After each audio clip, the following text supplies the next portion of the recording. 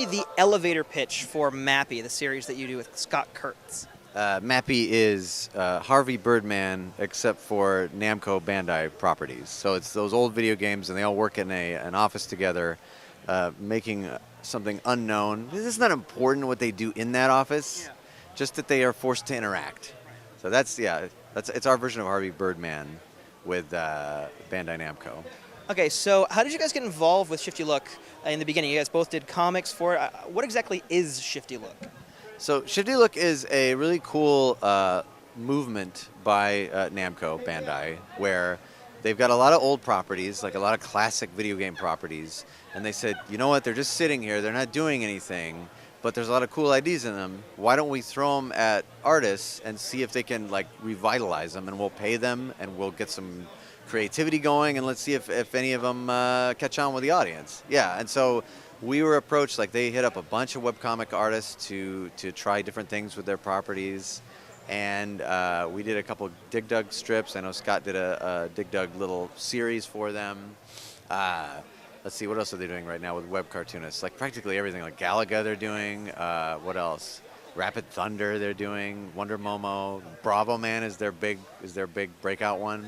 So they're just trying to do cool stuff with artists. It's a really cool idea.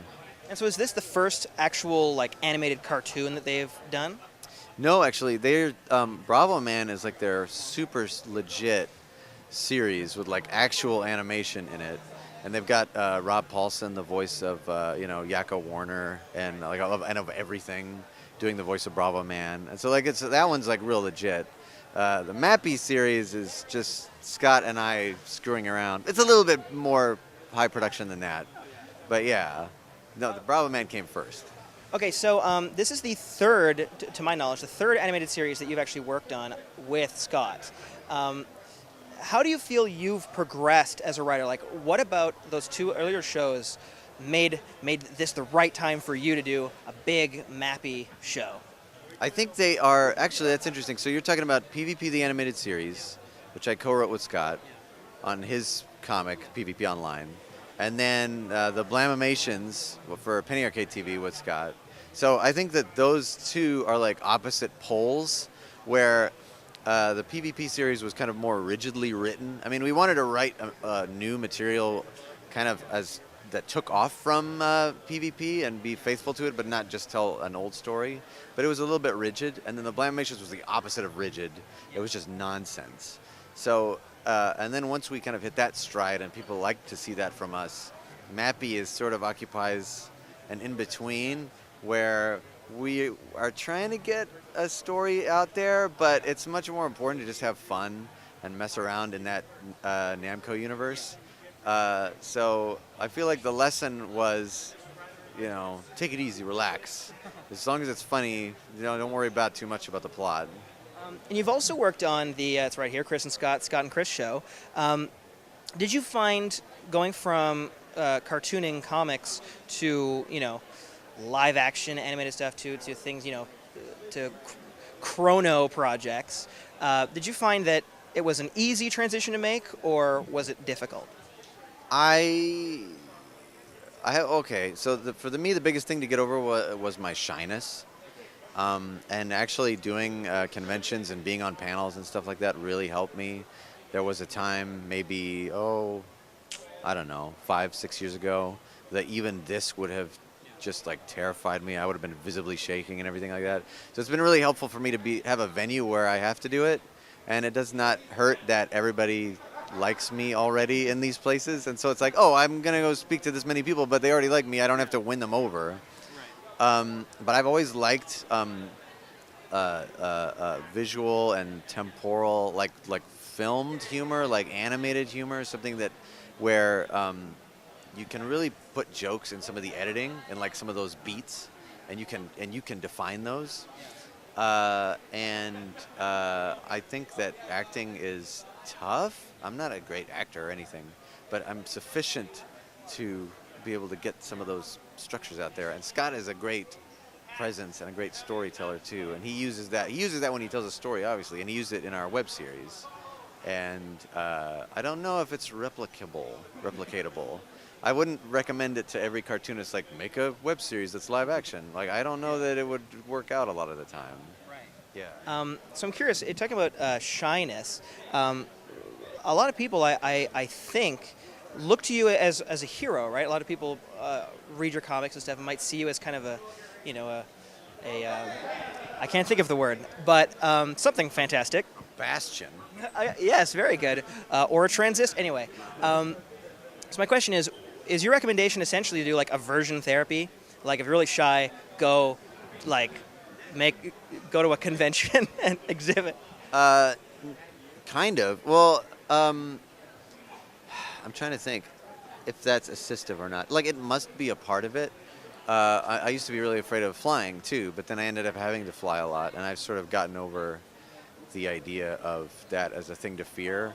Like, I guess I still have a lot of anxiety, but where the anxiety is before the thing starts. So before the panel, it doesn't matter how many panels I've done, I still am incredibly nervous right before it happens. And then once it started, like 2 minutes in, it's like, oh, okay, I'm all right.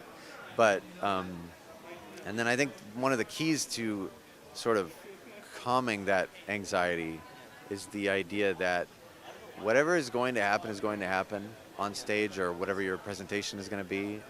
Whatever's going to happen is going to happen. You've prepared. You've done whatever you needed to do. What good does it do you to be miserable for the entire period before you actually have to do it? Like if something goes, like the example of a plane, right?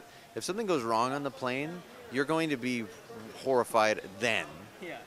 But so what good is it to be horrified when nothing's happened yet? Yeah. You know, you could spend your entire flight, you could spend your entire life that way. It's easier said than done, but. So in many ways, you've actually made a comic about this. The character, well, why don't you explain it? Okay, so Brood Hollow is my newest strip. It started in October. I got one full book out. I did a really successful Kickstarter for it. But the elevator pitch is Tintin Goes to Innsmouth. It's about an encyclopedia salesman who has OCD-like symptoms, which he believes protects him from the supernatural. He gets an inheritance in a town, and he needs the money, so he goes, and he finds that his OCD it seems to be revealing a supernatural world to him. And a lot of his issues are my issues, just put in the strip. It's just straight across. So the interesting thing about Brood Hollow, one of the interesting things, is how you balance comedy with horror. That seems like perhaps the most difficult combination to try and balance. How do you manage that? I think that the comedy creates a sympathy to the characters. Like, I think it's super important that, so in my strip, like my comic style is very simplistic. It's very cartoony. And it's impossible to tell horror with that. I mean, unless you pin that suspense to threatening a character that you care about. But I like bringing this up because it fascinates me, and I'm a huge fan of Tim and Eric, those comedians. They had Tim and Eric, awesome show, great job. Season 5 is really dark, like oddly dark. And I was like, it's actually not that funny, even though I love their work. But I had read that they were like, horror and comedy share beats. Like, they're both about setting up a pattern and letting, a joke is like beat, punchline, and the punchline breaks the pattern you've just established. And horror also, it builds an expectation, and then you break that expectation with something threatening. So like there is similarity there, and I'm lucky that I have been able to find any kind of function there. So now we're getting something really interesting, which is your title that I've seen that you give yourself, I believe, unless you secretly work for like DARPA or something, humor scientist. What would you define as humor science? I mean, it is an actual science, so the more I use that term, I'm like, well, maybe I'm not accredited. But I like the idea of why do we find things funny? Like, what is it about absurdity and the breaking of a pattern? In a very literal way, the way that we deal with it is to laugh or to feel humor about the situation. Like, and it has. Here's another perfect bridge between horror and comedy. If you are a stranger to a child on a bus and you go up to the child and you go, "I'm gonna get you," the kid is terrified. It's horrible. If you are his dad and you go, "I'm gonna get you," he starts to laugh. A safe threat is humor. Yeah. And so I think that is really amazing that we have evolved that response. Yeah. Or how often people like they're shocked of something, you scare them, whatever, and then their immediate reaction is to laugh when they realize that they're safe. Right. It's almost like a signal, like a whatever it is, signal to somebody, some dark force. So, have you done any thinking about like why you find certain things not funny? Yeah. It's Maybe too basic a question. yeah, I have. Okay. Well, Like specify. Well, like how much? So if you find something that's not funny, I have specific examples. I don't know if you want me to give them. Control Alt Delete. Okay. I don't want to climb down his throat or anything. But No, and that's a popular strip, and a lot of people love it, and it's awesome, and there's no way. However, a lot of people here don't like it very much. Have you actually? It's part of being a humor scientist. Is that also breaking apart why something is funny to someone but not yourself? I think that humor is difficult, and I think there's all kinds of humor, and there are also all kinds of levels and ways to do beat punchline and break an expectation. And I think so much about humor that things that are not funny to me are like I can see it already. If you start telling me a joke and I'm already able to like, oh, I get it, 5 different directions, 5 different punchlines you could tell, and then you give me one of those, it's like, well, I got it already. Like, it's not funny to me. If you manage to give me one I didn't think of, that's funny, and I'm excited by that. And so for things that I don't find funny, I feel like they haven't challenged the readers sufficiently. And not everything has to be a super high-level challenge, but I feel like that's where a lot of the value comes from, is like, how much do you let the reader work out for themselves versus how much do you give them? And I feel like if you give them too much, then it doesn't feel like a cool reveal. It's like you're holding their hand. And I like it much better when a lot of that humor and that excitement comes from the moment when the reader's like, oh, I got it now. I understand. I picked that puzzle apart.